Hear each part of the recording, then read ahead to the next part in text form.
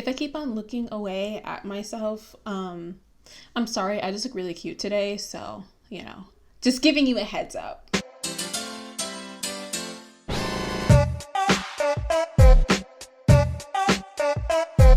Hey guys, welcome back to my channel, and if you're new here, hi, my name is Zhariya Smith, and I typically make commentary videos just like this one. So if you guys happen to like that, or you just happen to like my gorgeous face, make sure to subscribe down below and hit the notification bell to get notified every single time I post, which happens to be on Mondays and on Fridays. How are we doing, guys? Besties, if you will. I'm doing great. This is actually my second time filming this video. Because I got this candle. I'll show you guys the candle because why not? I purchased this candle from Marshall's. Smells amazing. Love it. I started burning this candle and I started not being able to feel my face.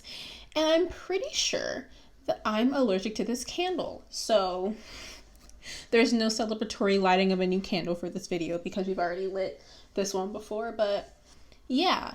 Smells great though. If you love salted mango and passion fruit, this one is the one. I just had an allergic reaction to it and I didn't even know how because I'm not allergic to mangoes and I don't believe I'm allergic to passion fruit either. So, we'll figure it out eventually. But today's candle is Southern Peach Tea. It smells like, it smells like the peach green tea from Starbucks. Have you ever had that? Or like really peach green tea from like any Southern restaurant? That's what it smells like. Very good.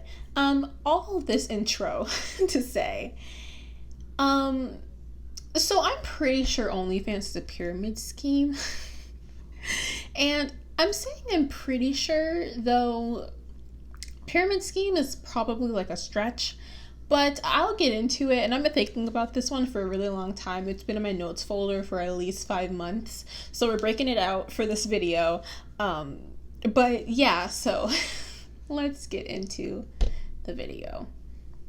So you might be asking me, Zhariya, what is OnlyFans? Never heard of her. If that's the case, how do you not know what OnlyFans is? But for the 1% or 2% of my viewers watching this, OnlyFans is a content subscription service, kind of like Patreon. And it's based in London, England. Basically, content creators earn money from users who subscribe to their content.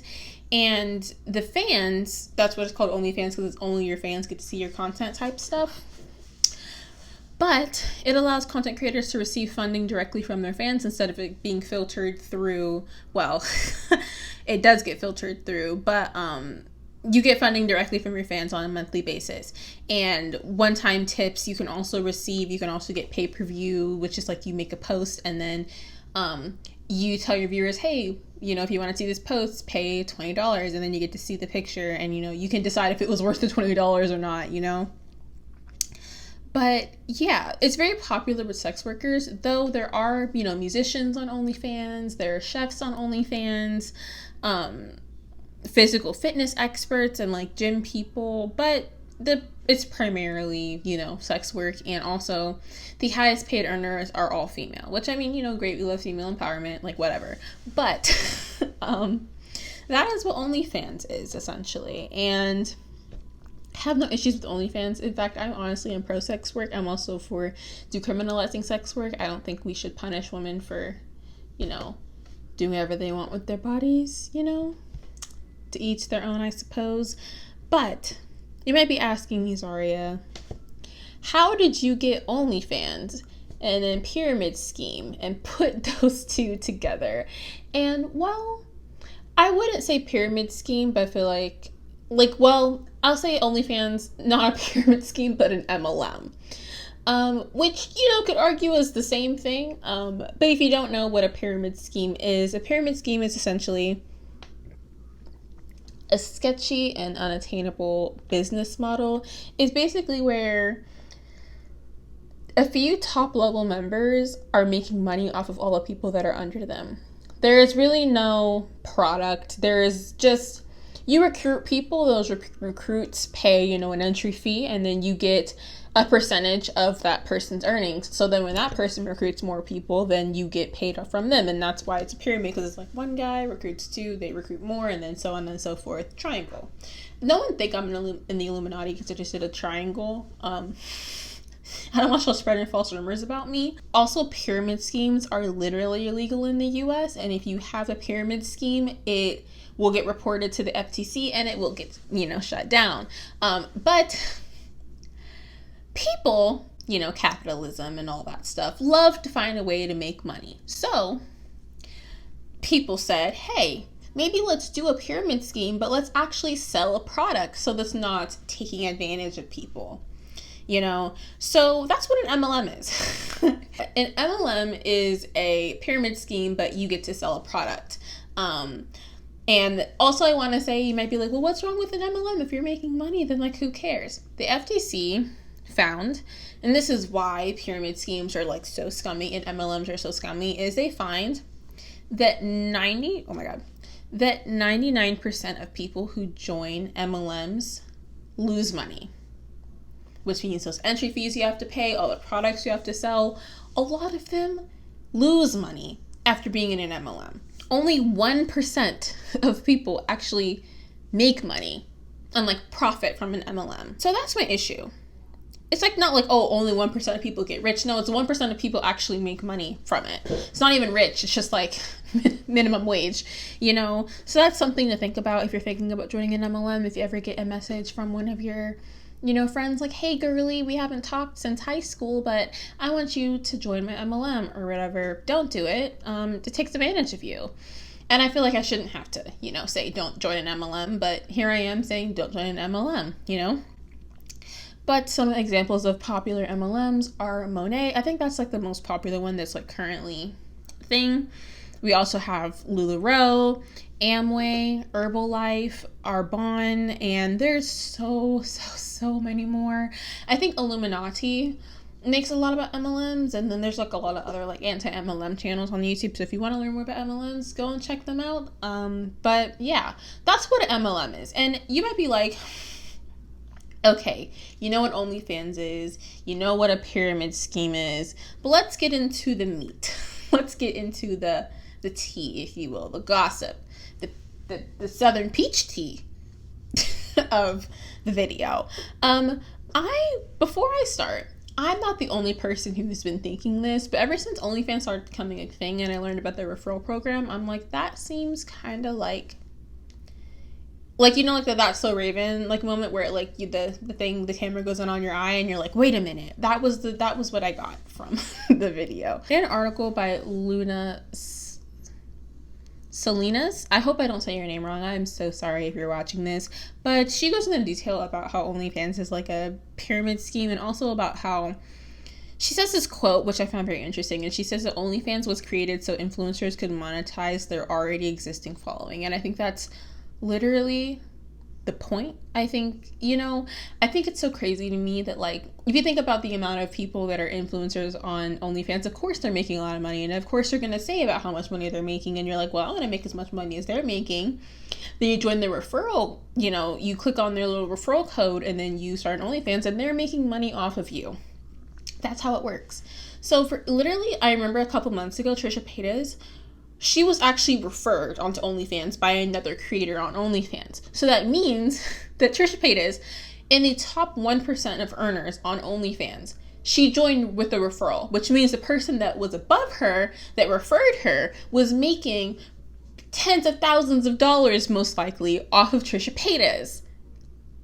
Crazy, right? So that's something to think about. And I feel literally OnlyFans was created for influencers. I don't feel the OnlyFans was created for the average run-of-the-mill sex worker to put her content on there or his content on there and get a little bit of extra money every single month. No, this is for the people who are already rich and they just want to get richer, And there's also a TikTok that I watched, and I need to find out her name. Oh god, her TikTok name. So I actually didn't see this on TikTok. I saw this on YouTube, but I'll try to find the actual TikTok and put it in here. But the user is Daddy Spatty. And she talks about how OnlyFans is a pyramid scheme, and I'll put that clip in right now. And for my No Nuance November hot take, OnlyFans is a pyramid scheme. A lot of the girls that you're gonna see on here telling you how easy it is to make so much money on OnlyFans are lying to you because they want you to sign up using their code so that they can make more money. At the same time, they're gonna downplay how traumatizing sex work can be and how it will follow you very literally for the rest of your life if you put pornography of yourself out on the internet.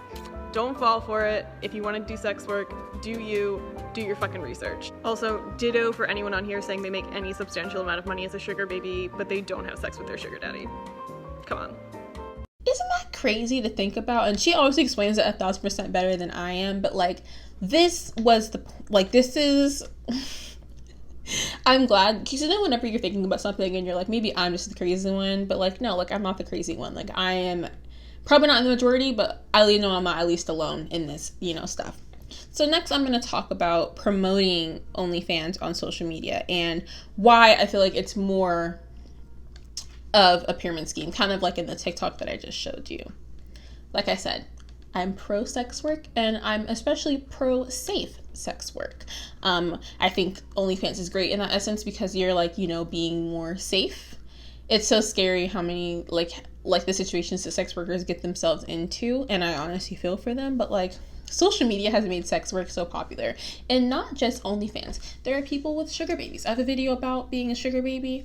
I'm not a sugar baby by any means, but they'll be like, oh, I met this random old man and he's paying me just to spend time with him, and he's paying for my apartment and my car payment, and I get $20,000 a month and he's not touching me at all.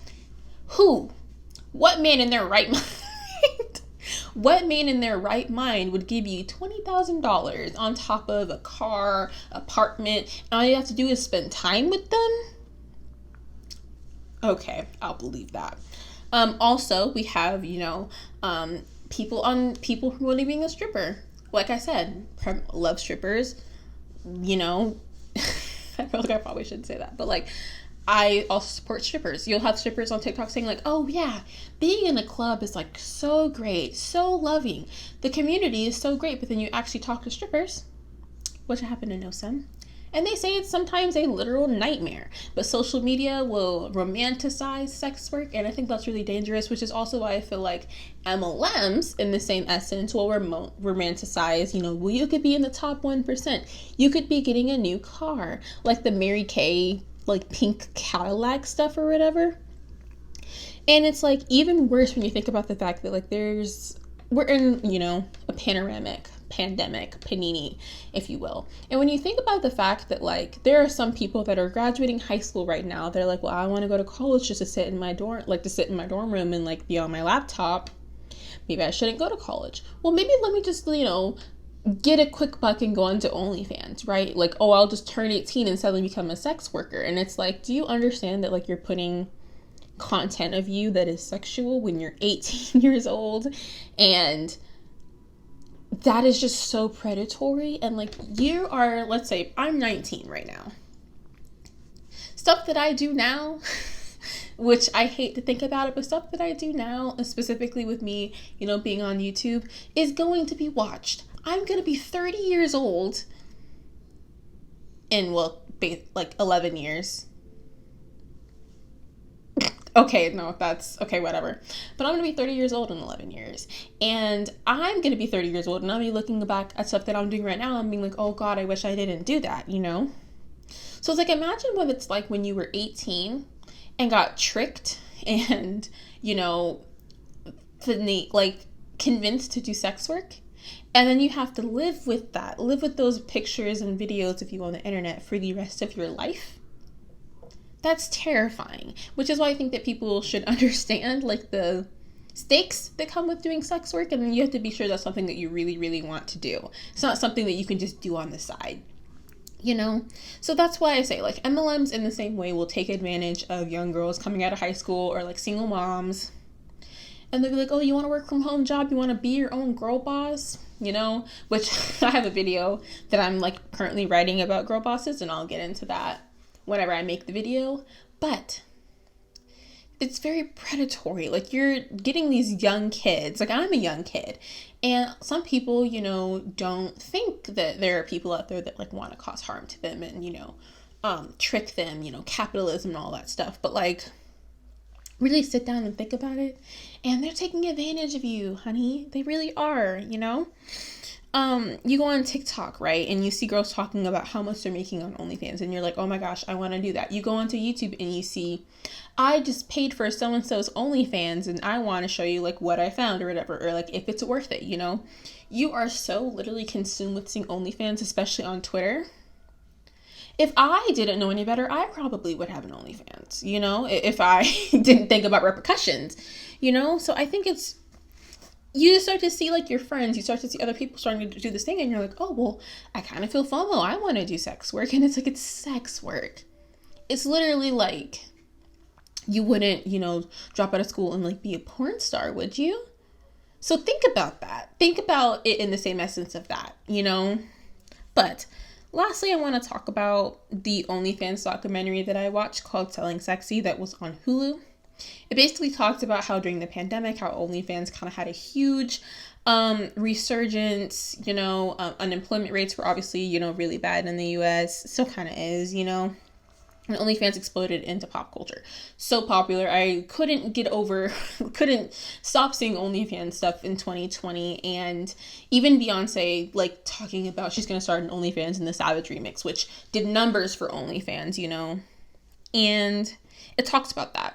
And it specifically talks about the lives of Sylvia Sage, who was an ex-porn star before she did OnlyFans, Winter Mosley, who now she makes over $10,000 a month on OnlyFans, which, you know, that's the dream. We have Griffin Barrows, who I couldn't really remember anything about him, which I feel kind of bad about. And then Tyson Daly, who doesn't do full nudity because he wants to have a career after it, which, you know, is something to think about.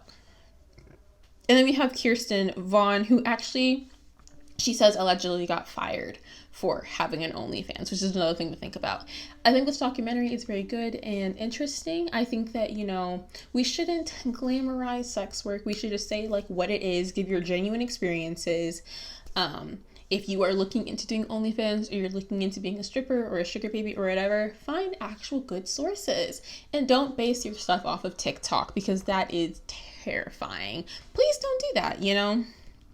But all of this to say, I'm still like 98% sure that OnlyFans is practically a pyramid scheme or MLM. And I'm saying this allegedly because obviously I don't want to get sued. I don't got the money to get sued. But it's very interesting to look at. And while I do support sex work, I know people that have OnlyFans accounts that make a lot of money. And I'm envious, truly, because I wish I was making as much a month as they are. But you also have to understand that, like, OnlyFans can take advantage of very, very young people. We see, you know, when Bad Baby joined OnlyFans, she made $6 million. No. When Bad Baby joined OnlyFans, if you think about it, she made $1 million in under 6 hours. And she had only been 18 for like a couple days, which is gross. Just think about how the adult industry takes advantage of young people. Like, that's my thing. The adult entertainment industry takes advantage of young people. OnlyFans is taking advantage of young people. TikTok and sex work is taking advantage of young people. And you just need to sit back and assess and think if that's something that you truly want to do. And if you're watching this video and you're thinking about doing sex work, please do your research. Like, I don't want you to get into something that you're not going to be able to get yourself out of, you know? But that is my video. I don't want to sound like a little conspiracy theory, like, you know, person, but leave your comments down below. I really want to know you guys' opinion on this, because when I connect the dots, sometimes I think I'm going a little bit crazy. So if you're going crazy too, let me know down below if I've convinced you that OnlyFans is a MLM/pyramid scheme. Make sure to like the video if you guys liked it. It really, really helps small channels like mine, like, immensely. Make sure to also subscribe, because I do want to get to 3,000 subscribers, hopefully soon. We're really close. There's a couple hundred away, but yeah, I would really enjoy that. And yeah, so make sure to stay happy and stay healthy, and I will catch you guys in the next video. Bye, guys.